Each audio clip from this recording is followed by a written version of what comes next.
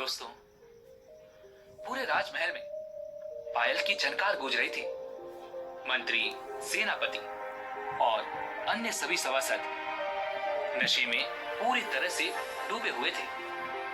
यहाँ तक कि सम्राट भी पूरी तरह से मदहोश हो चुके थे।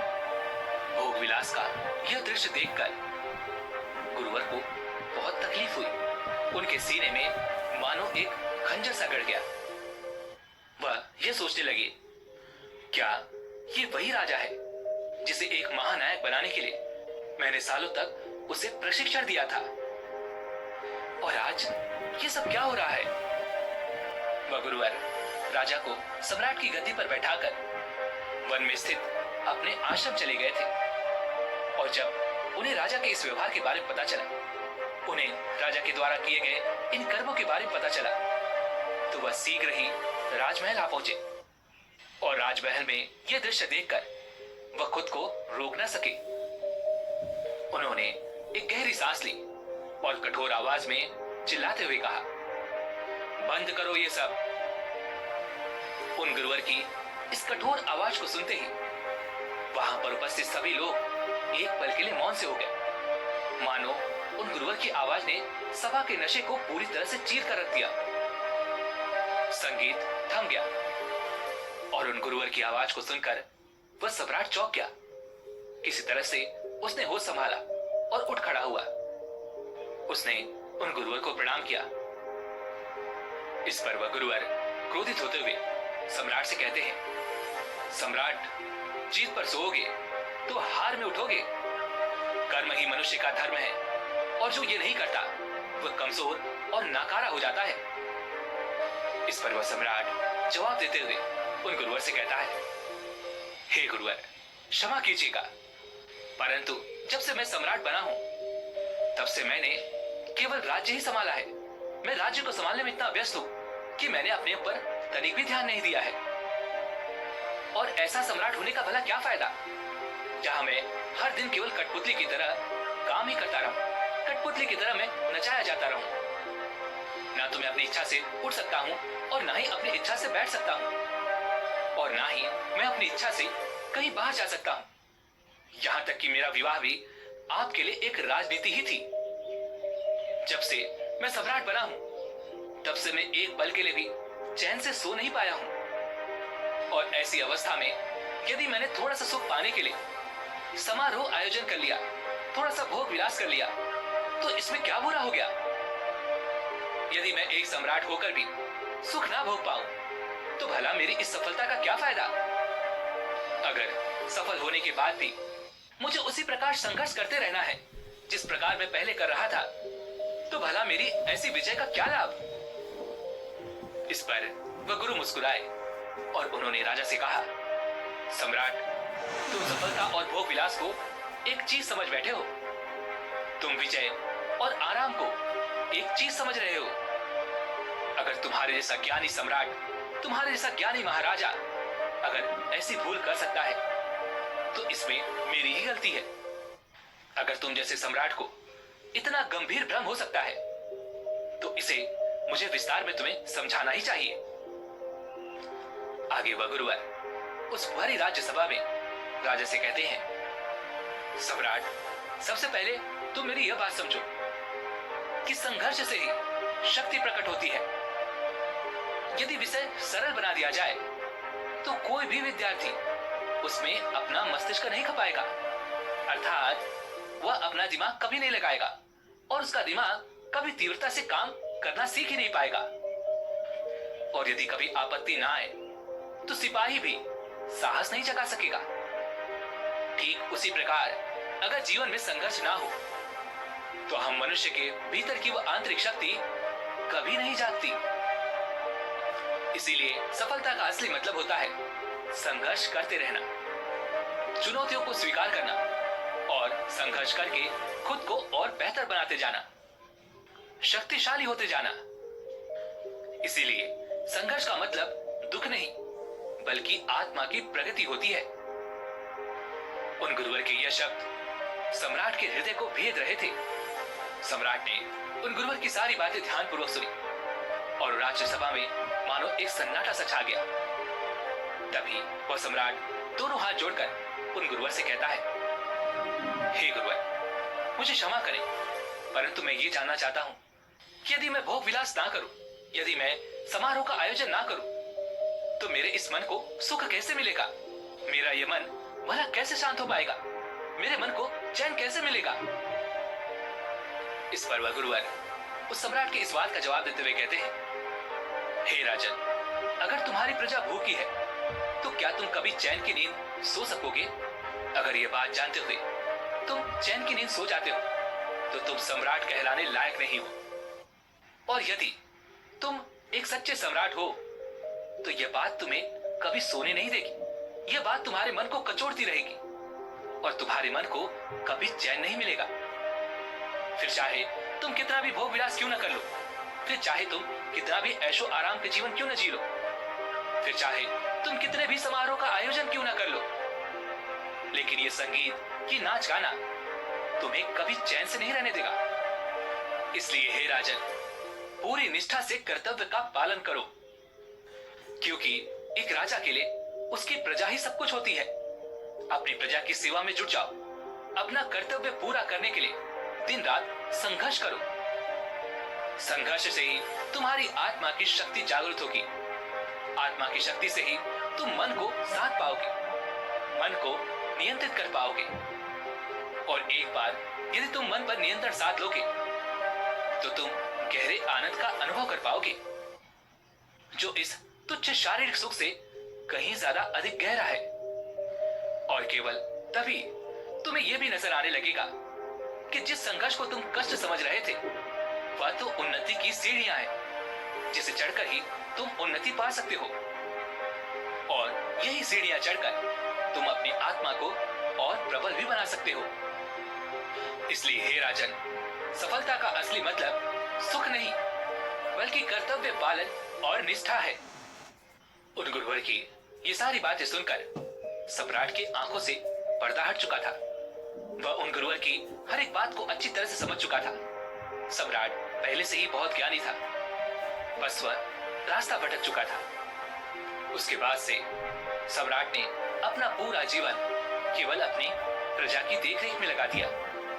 उसने पूरी निष्ठा से राज्य पर शासन किया और देखते ही देखते उसकी प्रजा भी उससे अत्यधिक प्रेम करने लग गई थी। लेकिन सम्राट के जीवन काल में एक ऐसा समय भी आया जब पूरे राज्य में भीषण अकाल पड़ा था। और इसी अकाल के दौरान सम्राट ने अंतिम 40 दिनों में अन्न का एक दाना भी नहीं खाया था, क्योंकि राजा की प्रजा के पास अन्न नहीं था। ऐसे में राजा भला भोजन कैसे ग्रहण कर सकता है? और 40 दिनों की लगातार अथक प्रयासों के बाद, मुश्किलों और संघर्षों के बाद सम्राट ने प्राण त्याग दिए। दोस्तों, ये कहानी बहुत छोटी सी है लेकिन हमें बहुत कुछ सिखाती है। आपने देखा होगा कि आजकल हम तरह तरह के संगीत सुनते हैं, मूवीज देखते हैं, तो हमें लगता है कि सफलता का असली अर्थ यही है, पैसा कमाओ और फिर जिंदगी में आराम करो, महंगी महंगी गाड़ियों में बैठो, महंगे कपड़े पहनो। लेकिन आप ये नहीं समझ पा रहे कि इससे आपको कितना नुकसान हो रहा है। क्योंकि यदि आप सफलता को आराम मान बैठे हो तो आपको कभी मेहनत करने का मन ही नहीं होगा, क्योंकि सफलता तो केवल नाम के लिए है। किंतु आप अपने मन के भीतर से तो केवल आराम ही आराम चाहते हैं। और देखते ही देखते हमारा अंतर्मन इस आराम के लक्ष्य को अपना भी लेता है। और यही कारण है कि हम में से अधिकांश लोगों का काम में मन नहीं लग पाता, क्योंकि हम भीतरी मन से आराम चाहते हैं, उस काम से छुटकारा चाहते हैं। और ऐसी अवस्था में यदि आपने सफलता पा भी ली तो उस सफलता का भला क्या अर्थ रह जाएगा? इंसान की यात्रा मूलाधार से चेतना या शरीर से प्रकाश की है। इसलिए कभी संघर्ष से भागे मत, क्योंकि आत्मा को ऊपर उठाने के लिए, उसे प्रबल बनाने के लिए लगातार संघर्ष करते रहना चाहिए, ताकि आप अपने भीतर बैठे हुए उस डर, उस कमजोरी से लड़ सकें, उसे हरा सकें और उसे अपने भीतर से निकाल सकें। इसलिए मुसीबतों से डरिए मत, बल्कि उनका सामना कीजिए, उनसे संघर्ष कीजिए और खुद को मजबूत बनाइए, खुद को और ऊपर उठाइए। और इसके लिए आपको किसी युद्ध में जाने की कोई आवश्यकता नहीं है। बस अपने कर्तव्य का पूरी निष्ठा और ईमानदारी के साथ पालन करो। लेकिन अब आपके मन में यह सवाल उठ रहा होगा, हम क्या कर सकते हैं, हमारा तो मन ही नहीं लगता। तो इसका बड़ा ही सीधा सा जवाब है। इसके लिए आपको सबसे पहले एक लक्ष्य निर्धारित करना होगा। मान लीजिए कि आप 3 साल में क्या पाना चाहते हैं, उसे एक पेपर पर लिख दीजिए। अगले 3 साल में आपका लक्ष्य क्या है, ये आपको पहले जानना होगा। और फिर उस लक्ष्य को पाने से आपके जीवन पर क्या प्रभाव पड़ेगा, आपके परिवार पर क्या प्रभाव पड़ेगा। जो भी 3 साल का आपका लक्ष्य बनेगा, इस समय केवल वही आपका उद्देश्य है।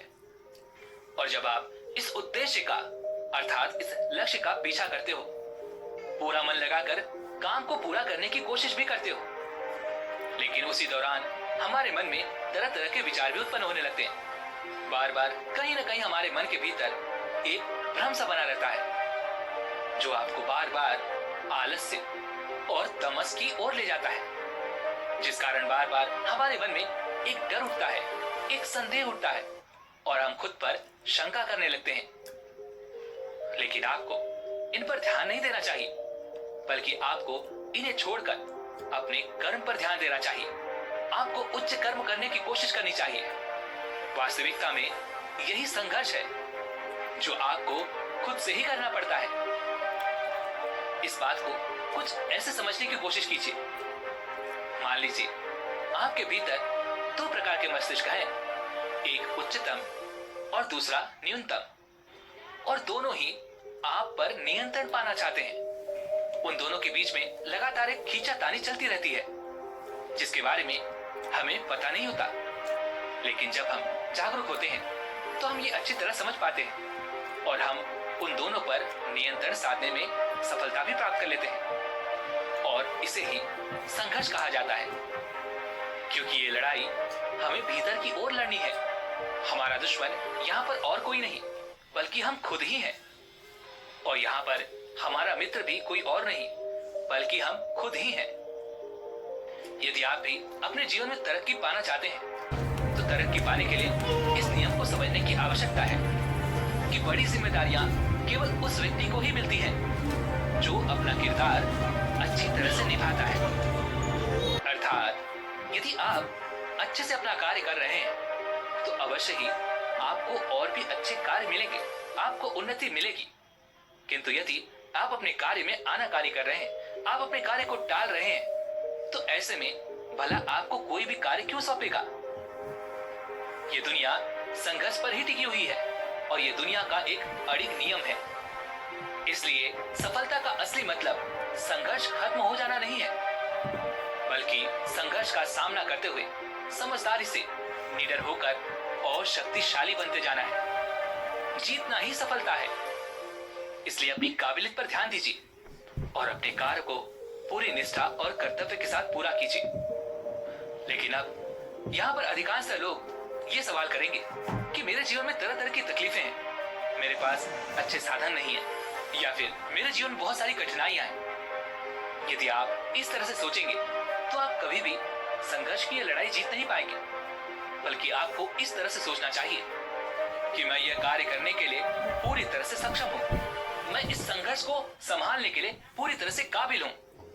जैसे ही आप अपने आप से ये कहेंगे, वैसे ही आपके मन में से एक जवाब आएगा, नहीं, अभी आप काबिल नहीं हैं।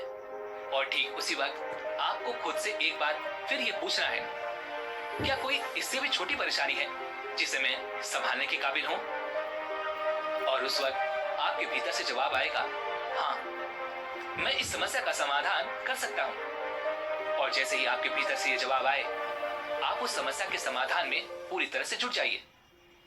जैसे हम में से अधिकांश लोग अपनी नौकरी के लिए जगह जगह घूमते फिरते हैं। किसी को अपना घर छोड़कर कहीं और जाकर नौकरी करनी पड़ती है, तो किसी को अपना घर परिवार ले जाकर कहीं और पर रहना पड़ता है। ऐसे अवस्था में आप अपने आप से पूछ सकते हैं, मैं क्या नियंत्रित कर सकता हूँ? आपके भीतर से जवाब आएगा, मैं खाना पीना, समय पर उठना, समय पर सोना, नियमित एक्सरसाइज, ध्यान करना, ये सारी चीजें मैं आसानी से नियंत्रित कर सकता हूँ। सी चीजें हैं, लेकिन शुरुआत आपको छोटी चीजों से ही करना होगा। आप इनमें महारत हासिल करने की कोशिश करिए। जैसे ही आप अपने आप से प्रण करेंगे कि मैं आज से इन चीजों पर नियंत्रण साधने वाला हूं, वैसे ही आपका मन आपसे कहने लगेगा, इन बातों में भला क्या रखा है, इससे अच्छा है देर तक जागो, रात में मूवीज वगैरह देखो और भविष्य की चिंता छोड़ दो। और यहाँ पर अधिकांश लोग ऐसा ही करते हैं, जबकि आपको ये नहीं करना, बल्कि आपको बिना विचलित हुए अपने मन पर नियंत्रण करते हुए अपने कार्य में जुट जाना है। और यही संघर्ष है। लेकिन अब आप लोगों के मन में यह प्रश्न उठ रहा होगा कि आखिर संघर्ष कैसे करते हैं? तो इसका बड़ा ही सीधा सा जवाब है, सीधा उसका सामना करो। केवल आपके मन के भीतर बैठा हुआ वो डर, वो अविश्वासी आपको आलस के जाल में फंसाए हुए है। किंतु जब आप चुनौतियों का सामना करने के लिए दृढ़ निश्चय करते हो, अपना कार्य कर्तव्य और निष्ठा से पूरा करने का प्रण लेते हो, ठीक उसी समय उस समस्या का सामना करने के लिए आपके भीतर साहस और शक्ति अपने आप ही विकसित होने लगती है। लेकिन इसका मतलब ये नहीं कि यदि आप एक चुनौती जीत गए तो आप आराम से बैठ जाइए, बल्कि आपको आगे बढ़ते रहना है, खुद को और बेहतर बनाते रहना है। इसलिए जब आप एक चुनौती जीत जाओ तो आगे बढ़ो और अपने आप को और बेहतर बनाओ, क्योंकि आपने ये रास्ता अपनी उन्नति के लिए चुना है। और यदि आप उन्नति करना चाहते हैं तो आपको लगातार आगे तो बढ़ते ही रहना होगा। इसी प्रकार सीढ़ी दर सीढ़ी मन को जीता जा सकता है, मन पर नियंत्रण साधा जा सकता है। और जैसे जैसे आप अपने मन पर नियंत्रण साधते जाएंगे, आप देखेंगे कि आपके भीतर लगातार परिवर्तन हो रहा है और आप छोटी से छोटी चीजों का समाधान बड़ी सरलता से निकाल लेते हैं। और वहीं पर आप बड़ी से बड़ी समस्याओं का सामना करने से कभी पीछे नहीं हटते। और ये सब आपके संघर्ष के कारण ही हो सकता है। यदि आप खुद से संघर्ष ना करें, खुद से ना लड़े, तो आप उन उन्नतियों को हासिल नहीं कर सकते। जैसे आपको याद होगा, जब हम छोटे बच्चे थे और हमारे सामने कोई भी गणित का एक सवाल आता था, तो हम उसे देखकर विचलित हो जाते थे, हम डर जाते थे। पता नहीं ये हम सॉल्व कर पाएंगे या नहीं, पता नहीं हम इसका समाधान निकाल पाएंगे या नहीं। लेकिन जैसे जैसे आप उस पर कार्य करते हैं, जैसे जैसे आपको शिक्षक उसके बारे में अच्छी तरह समझाते हैं, वैसे वैसे हम उसका समाधान निकालने में सक्षम हो पाते हैं। और ऐसा इसलिए हो पाता है क्योंकि हमारे पास वहां पर उसके अलावा दूसरा और कोई रास्ता नहीं था। और जब आप इसी सोच के साथ आगे बढ़ते हैं तो आप हर समस्या का समाधान निकाल सकते हैं। लेकिन आजकल के समय में हमारे पास एक के अलावा और भी कई सारे विकल्प होते हैं और इसी कारण हम अपने लक्ष्य तक कभी पहुंच नहीं पाते, क्योंकि जैसे ही हम अलग अलग विकल्प चुनते हैं, हमारा मन तुरंत हमसे ही कहता है, अरे ये नहीं हुआ तो क्या हुआ, हम वो वाला कर लेंगे, यदि वो ना हुआ तो हम वो वाला कर लेंगे। लेकिन इसी के चक्कर में आप पूरी तरह से फंस कर रह जाते हैं। ना तो आप अपना पहला लक्ष्य पूरा कर पाते हैं और ना ही दूसरा और ना ही तीसरा। और ये कड़ी इसी प्रकार चलती रहती है और हम जीवन के इस संघर्ष में पूरी तरह से फंस कर रह जाते हैं, क्योंकि तब हमें ऐसा प्रतीत होने लगता है कि हमारे अंदर वो शक्ति नहीं, हमारे अंदर वो साहस ही नहीं है कि हम किसी भी लक्ष्य को प्राप्त कर सकें। किंतु यदि आप अपने जीवन में केवल एक लक्ष्य रखते हैं और एक ही विकल्प रखते हैं कि मुझे इस लक्ष्य को किसी भी हालत में हासिल करना है, तो आप खुद ब खुद उस लक्ष्य को हासिल करने के लिए तैयार हो जाएंगे। आपके भीतर वो शक्ति, वो साहस उत्पन्न होने लगेगा और आप देखते ही देखते उस लक्ष्य की ओर तेजी से आगे बढ़ने लगेंगे। और एक समय ऐसा भी आएगा जब आप उस लक्ष्य को बड़ी सरलता और आसानी से हासिल भी कर लेंगे। लेकिन जब पीछे मुड़कर आप अपनी उस यात्रा को देखेंगे, तब आपको एहसास होगा कि ऐसा कैसे हो सकता है, मुझे तो कभी लगा ही नहीं था कि मैं इतनी कठिन यात्रा कर सकता हूं। लेकिन वास्तविकता यही है कि आप कुछ भी कर सकते हैं। जो आप चाहते हैं वो आप कर सकते हैं, जो आप चाहते हैं वो आप पा सकते हैं। आज के लिए बस इतना ही। उम्मीद है कि आपने आज की इस वीडियो से जरूर कुछ न कुछ सीखा होगा। तो आप हमें कमेंट में जरूर बताइएगा और साथ ही साथ अगर आपको आज की ये वीडियो पसंद आई हो तो इस वीडियो को लाइक और अपने दोस्तों के साथ शेयर भी जरूर कीजिएगा। और साथ ही अगर आप हमारे चैनल पर नए हैं तो चैनल को सब्सक्राइब और घंटी बटन को भी जरूर दबा दीजिएगा। चलिए मिलते हैं अगली वीडियो में, तब तक के लिए अपना ख्याल रखें। धन्यवाद।